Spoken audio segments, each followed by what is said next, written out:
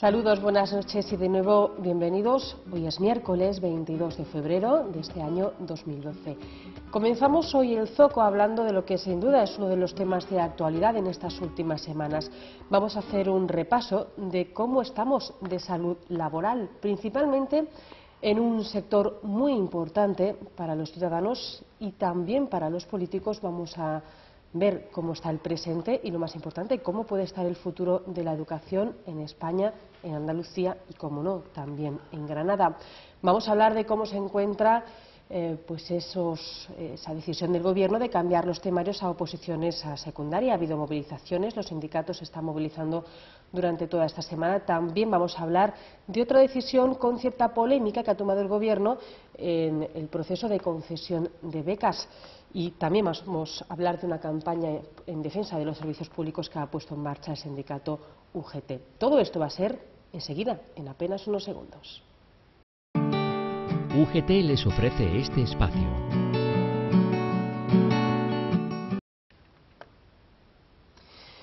José Carlos García es el secretario de Enseñanza Pública de la Federación de Trabajadores de Enseñanza de UGT aquí en Granada. José Carlos, buenas noches y de nuevo muchas gracias por estar con nosotros. Buenas noches. Sí, es cierto que hace poco estuvimos, pero nunca es mal año por mucho trigo que haya. Y yo creo que nos vamos a seguir viendo si tenemos que seguir hablando de temas educativos y de conflictos laborales en este ámbito que, como decíamos, es muy importante. José Carlos, punto uno, o quizá tema uno, para ponerlo sobre la mesa, el temario a las oposiciones a secundaria, que ya hablamos aquí hace unos días, pero que parece que tiene muy poca solución. El pasado lunes hubo una reunión entre el viceconsejero de Educación y el ministro de Educación, y lo cierto es que no dejó nada claro sobre el futuro de las oposiciones a secundaria aquí en Andalucía. Efectivamente, bueno, el futuro yo creo que está garantizado porque hay intención de la consejería, y el consejero así lo ha repetido en varias ocasiones, que la oferta y las oposiciones salen y va a salir prácticamente publicada la semana que viene. ¿La pelea dónde está? Pues la pelea está en que el Ministerio, que ya lanzó a todas las comunidades la invitación a que congelaran oposiciones todo el mundo, Andalucía dijo que no va a recortar plantilla y que salía con su oferta de empleo público, y parece que este pulso, entre comillas, ha llevado a que el lunes efectivamente hubo una reunión del Ministerio con la Consejería para exigirle que, si va a sacar las oposiciones, saquen menos número de plazas. A esta reunión, por lo que me he podido informar, no se llegó a nada cerrado, a nada claro. La Consejería sí va a sacar su oferta, y ahora lo que está en si se pueden sacar las 2.389 plazas o menos, pero lo que el Ministerio dice que se han pasado en la tasa de reposición y por tanto hay que disminuirla.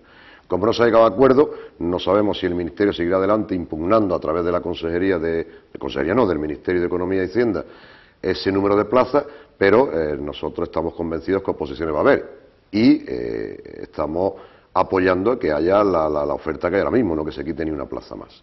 ¿Vais a seguir con las movilizaciones por el problema de los temarios, como ya ocurrió ayer aquí en Granada y en otras provincias andaluzas? Pues efectivamente, como bien has dicho, el mismo día que el ministro anunció el cambio de temario de forma inesperada y a 4 meses de las oposiciones, aquí estuve yo en representación de UGT expresando nuestro rechazo ante ese cambio. Y ahora lo que hemos hecho es aunar fuerzas, y todos los sindicatos con representación en la mesa de negociación, en la mesa sectorial de educación, hemos hecho un manifiesto conjunto y hemos llamado a la movilización a todos aquellos que pueden sentirse lesionados en sus derechos, como son fundamentalmente todos los opositores. Entonces ayer martes, en todas las provincias de Andalucía, delante de las subdelegaciones de gobierno, hubo una manifestación bastante numerosa de opositores que protestan, pues precisamente porque eso ha sido un desprecio a su trabajo, al esfuerzo económico y personal, de que a 3 meses, cuando estás con unos temas, tengas que cambiar el chiri y pasar a otro nuevo. Por tanto, el manifiesto que hemos acordado todos los sindicatos es rechazar ese cambio de temario, por una parte, y por otra parte, apoyar la oferta de empleo público de la Consejería, es decir, que salgan oposiciones, pero también exigimos o instamos a las demás comunidades para que también saquen sus ofertas de empleo público. ¿Por qué? Primero, porque si pretendemos un sistema público de calidad, no se pueden recortar plantillas, y hay jubilaciones, por tanto hay que sacar plazas. Pero por otra parte, la consecuencia es que muchos interinos y opositores andaluces pues ven, como ha pasado en otros años, que Andalucía sea la comunidad receptora de todos los opositores de España, en cuanto que no pueden examinarse prácticamente nada más que aquí en Andalucía, y ha sacado también Canarias por una cantidad insignificante. Entonces, eso era el manifiesto en su resumen que hemos acordado todos, de rechazo al cambio de temario, por si al ministro le sirve para algo y todavía quiere rectificar, pero vamos, que no vaya a rectificar un día antes y la liemos más todavía. Sea todavía peor. Claro, y por otra parte, pues apoyar la oposición en Andalucía y pedir a las otras comunidades que reflexionen sobre la posible oferta también de ellas para que haya más oferta de empleo público. José Carlos, el Gobierno ha anunciado que quiere revisar el criterio del rendimiento académico para la concesión y renovación de las becas. Esto quiere decir, simple y llanamente, que a partir de ahora, si se aprueba lo que el Gobierno ha anunciado, va a contar menos la renta de la persona que solicita esa beca y va a contar un poco más o mucho más, que todavía creo que no se sabe, el expediente académico de esa persona. ¿Qué posición tenéis vosotros en relación con esta? Sí, bueno, es otra de las medidas que no nos sorprende, porque van todas en la misma línea y efectivamente todavía habrá que desmenuzar ese acuerdo, pero ya es un anuncio no de una persona sin competencia, sino está hablando el ministro, es decir, que cambia el sistema, la política de beca iría más hacia el rendimiento que hacia el nivel de renta de la familia. Habrá que esperar a ver qué ponderación tiene uno y otro, pero a nosotros ya nos preocupa de entrada, porque desde la UGT lo que defendemos es que cualquier política de becas lo que debe es de propiciar de que nadie por falta de recursos económicos se tenga que abandonar su estudio, es decir, que cualquier ciudadano pueda llegar a la universidad. También es cierto, y ya se pone actualmente los requisitos, es decir, que no sirva, nosotros no vamos a apoyar al que tiene una beca y se tira 10 años estudiando con la beca y además no se la han dado a otros, sino que se la han dado a él, es decir, un esfuerzo hay que poner. Ahora, eso es una cosa, y otra cosa es que en el baremo pongamos ahora que pese más la nota, la nota del bachillerato, de los niveles que sea, para obtener renta, para obtener beca.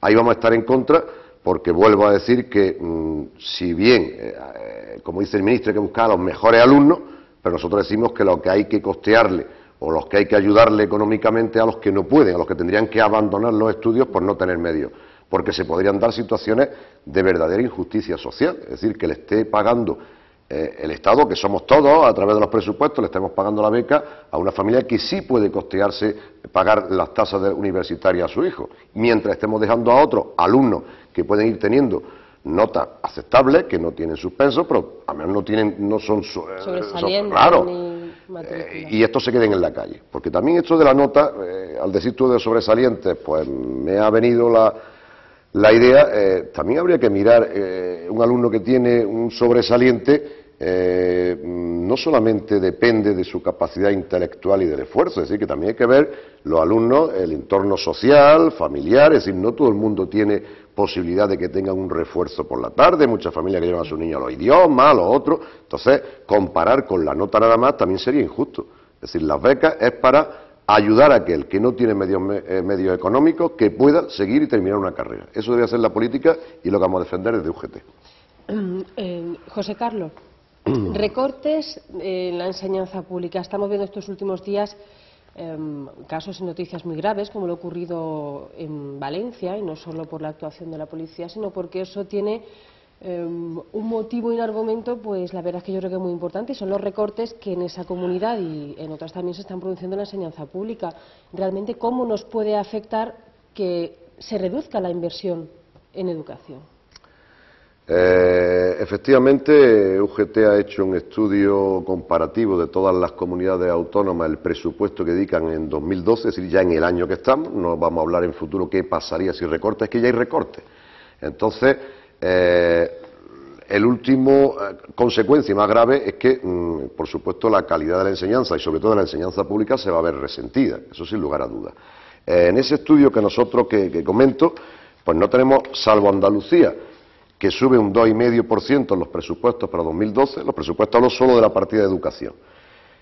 que es poco, probablemente sea poco, el 2,5, es decir, en educación todos los recursos normalmente son insuficientes. Me decía un delegado de educación ya de hace años, decía que esto es un pozo sin fondo, todo lo que es en educación siempre se queda corto. Bueno, en Andalucía se aumenta un 2,5, quizás sea insuficiente, pero si damos un repaso ligero, pues en Aragón recorta 18 millones de euros, que supone un 12,74 en la educación no universitaria. Baleares recorta 55 millones, supone la contratación de 1.000 trabajadores menos. Cantabria recorta también 4 millones y medio. Castilla-La Mancha suprime un acuerdo que había de dedicar el 6% del PIB a educación, eso se lo cepilla y reduce 400 millones. Cataluña y Valencia el paradigma del recorte, ¿no? Cataluña en los 2 últimos años ha rebajado un 16% los presupuestos de educación. En 2011 un 8,77 y un 7,4 en 2012. En Euskadi también recortan 15 millones, que supone un 0,9. En Madrid, hemos visto distintas manifestaciones a la presidenta de la comunidad, etcétera, recorta 45 millones de euros. Se recortan 1.125 millones en la partida de profesorado, que supone un recorte de 1.190 profesores menos. En Murcia recortan un 3,67%. En Valencia se recorta un 2,4%, en la universidad un 9,4%, etcétera, etcétera. ¿Solo se salva Andalucía entonces? Sí, Andalucía es la única que se recorta y una comunidad que mantiene, es decir, que prorroga, Castilla y León prorroga los presupuestos que tenía en 2011. Entonces, ¿dónde van estos recortes? Porque podemos decir, lo que se ha vendido en algunos medios de comunicación es que los profesores, que se han subido la hora de trabajo. A ver, los recortes van a todas las partidas. Van a partidas de personal, luego menos personal, menos interinos a contratar. En Aragón, que he mencionado, el recorte que pegan en personal supone ya que no se cubran las ausencias del profesorado de menos de 15 días. Es decir, que maestro, maestra, profesor o profesora que esté de baja, si está hasta 15 días, los niños están recibiendo a cada media hora o cada hora un profesor del centro. No se le cubre esa baja. Efectivamente. Se sustituye.